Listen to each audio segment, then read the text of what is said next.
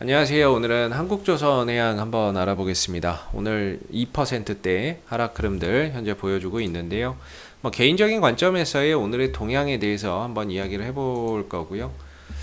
참고 영상으로만 봐주시면 감사하겠습니다. 어제 한국조선해양이 장마감 이후에 수주 소식을 전해왔죠. 이제 머스크사로부터 1조 6천억 원 규모의 컨테이너선 8척을 수주했다. 이런 이제 소식이 전해졌었거든요. 그래서 이게 친환경 선박, 메탄올 추진선이 되겠습니다. 그래서 요걸 이제 수주를 해 왔다라고 소식이 전해졌는데, 좀 아쉽게도 주가는 상승 흐름들을 유지하지 못하고 현재는 좀 하락으로 전환되어 있는 상황이에요. 인도 시점은 2024년이 되겠고요. 2024년이 되겠고, 실적이나 이런 부분들에 반영되는데도 한 3년 뒤에 이제 실적에 반영이 좀 될 수 있겠죠. 근데 주가나 이런 부분들이 저런 좋은 소식에도 불구하고 상승 흐름들을 유지하지 못하는 거는 결국에 이제 한국조선해양이 지금 나아가고자 하는 방향 자체가 좀 하락이기 때문이지 않나라고 생각이 듭니다. 사실 지금 좀 저점 찾으러 가고 있는 상황이거든요. 이전에 한 12만원대 초반 정도에서 어느 정도 바닥을 찍고 돌려줄 거라고 예상을 했는데, 이전 저점을 그냥 무너뜨려 버렸어요. 그러면서 저점이 열렸고, 그런 상황에서 새로운 또 저점을 좀 찾고 바닥을 좀 찍고 돌려가야 되는 상황이기 때문에 다소 어떻게 보면 방향 전환하는 데까지는 시간이나 이런 부분들이 상당 기간 좀 소요될 수 있다라고 보고 있습니다.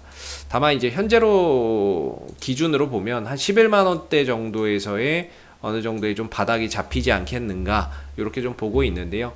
최근에 나온 반등은 기술적 반등 그 이상의 의미는 좀 없다라고 볼 수 있겠죠. 물론 V자로도 갈 수 있는데, 일반적으로는 이제 V자 반등은 잘 안 나오고 보편적으로 쌍바닥 형태가 나오기 때문에 눌러줄 때는 이제 11만원대 지지 여부나 이런 부분들 우리가 계속해서 확인해 봐야 된다 생각이 들고, 저는 개인적으로 이 기술적 반등이 한 12만원에서 12만원 초반 정도까지 봤거든요. 근데 오늘 그 수주 소식, 어제 수주 소식으로 인해서 오늘 장 초반에 상승 출발하면서 12만원대 초반 정도까지 또 이렇게 올라왔어요. 그렇기 때문에 이렇게 되면은 기술적 반등, 지난 월요일, 화요일, 오늘 수요일 오전까지 통해서 어느 정도 기술적 반등은 나올 만큼 좀 나오지 않았나라는 생각이 듭니다. 그래서 한 번 정도 이런 숨고르기 흐름들을 통해서 다시 한 번 더 이전 저점의 지지력을 테스트하고 돌려가는 이런 이제 쌍바닥 그림들이 나오는지를 우리가 잘 봐야 될 것 같고요. 그때 11만원 가격을 잘 지켜내는지가 앞으로 이제 중요한 하나의 관전 포인트가 좀 될 것 같다라고 생각이 듭니다. 그래서 11만원대를 기점으로 바닥을 좀 잡고 어찌됐든 이 방향성에서 벗어나야 되는 그런 운명이거든요. 이걸 벗어나야 장대 양봉도 솟아날 수 있고 그 흐름 속에서 또 연속적인 상승도 나올 수 있는 부분이기 때문에 현재로서는 한국조선해양이 어떻게든 이 방향 전환이 빨리 좀 이루어져야 어떤 호재에 주가가 반응하는 거나 이런 것들이 또 지금과는 확실히 달라질 수 있죠.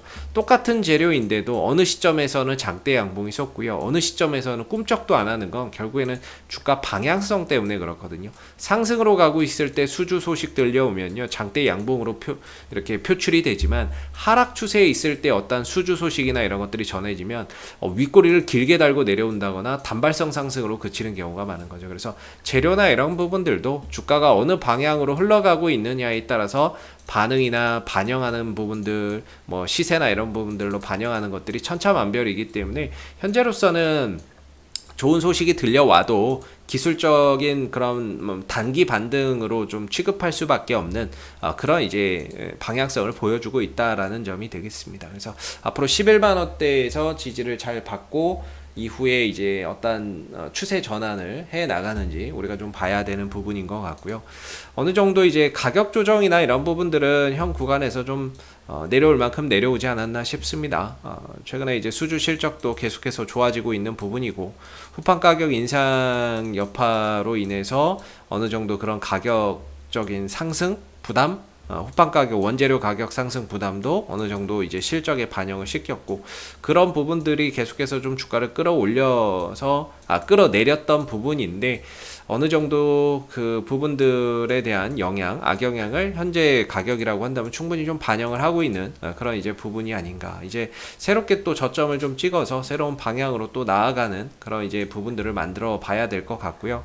그 기준이 한 11만 원대가 좀 될 것 같다라는 생각이 개인적으로는 좀 듭니다. 이 구간에서 어떤 외인들과 기관들의 수급까지도 좀 같이 한번 좀 들어와 주면 좋은데, 어제 이제 외국인들은 차익 실현을 했죠. 7만 5천 주 정도 차익 실현을 했고, 그리고 오늘 흐름에서는 또 9천 주 정도의 매수를 또 보여주고 있습니다.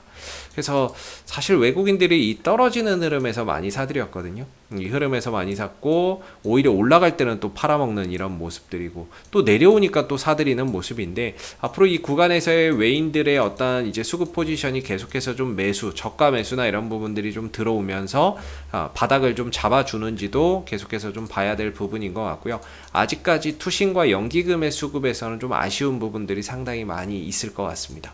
그래서 뭐 현 구간에서 중요한 거는 결국에 주가가 떨어지는 건 뭐 여러 가지 요인이 있겠지만은 수급 때문에 핵심은 수급이거든요. 사주는 사람이 없으니까, 또는 파는 사람이 많으니까 주가는 떨어지는 거라고 봅니다. 그래서 뭐 이제 떨어지니까 떨어지는 이유를 찾다 보니까 또 후판 가격에 대한 인상이나 그런 부분들을 갖다 붙이는 거라고 보고요. 결국에는 이제 수급이 핵심인데, 사주는 사람이 많으면 악재도 무시하고 가는 거고요.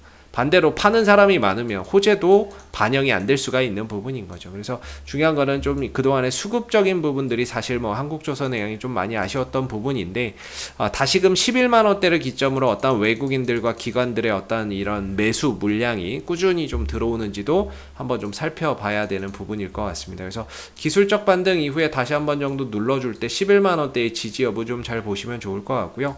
하락이 어느 정도 가격 조정 마무리되고 이제는 좀 기간 조정 흐름, 즉 어느 정도 옆으로 좀 기어가는 이런 흐름들 속에서 한국조선해양이 어느 정도 좀 바닥을 좀 잡아가지 않을까라고 생각이 드는데, 조금 시간을 두고 좀 지켜보시면 좋을 것 같습니다. 뭐 주봉이나 이런 부분들 보면 뭐 10년 만에 지금 정배열로 좀 돌아가는 모습이 있고, 당장의 실적은 안 좋지만은 이번에 따내놓은 수주 실적이나 이런 부분들이 향후 2년 뒤, 3년 뒤에는 좀 좋아질 수 있다라는 그런 관점에서 볼 수 있어서, 현재는 뭐 그런 앞으로 좋아질 수 있는 여지는 상당히 많다라고 봐야죠. 친환경 선박에 대한 수요나 이런 부분들도 있고, 그 다음에 이제 해운업 호황도 있고, 그다음에 후판 가격 인상 우려나 이런 부분들도 이제 많이 좀 줄였고, 철강석 가격도 요새 많이 좀 떨어지고 있고요.